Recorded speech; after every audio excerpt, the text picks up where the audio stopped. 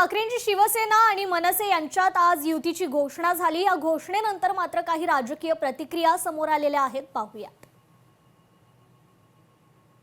ह्यांचं कुठलं अस्तित्व, शिंदेला घेण्यामध्ये तुमचं कुठलं अस्तित्व होतं?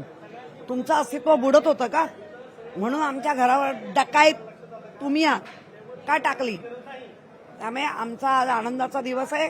या गोष्टीसाठी आजचा दिवस सगळ्यांना माफ आहे। ज्यांच्यावर टीका केली त्यांनाच आता सोबत घेतलं जातं असं सुद्धा म्हटलं। तुम्ही पण ज्यांच्यावरती भो भो भोकला 37,000 करोडचा घोटाळा, माननीय सन्माननीय पंतप्रधानांनी बोलले 7व्या दिवशी गोदीत, हीच ती जागा आहे ज्याकडे अमित शहा आले होते, उद्धव ठाकरे होते, देवेंद्र फडणवीस होते, युतीची घोषणा झाली होती, 50-50चा फॉर्म्युला सुद्धा ठरला होता। आता युतीची घोषणा ठाकरे बंधू करतात। हीच ती जागा आहे की जी यशस्वी करते।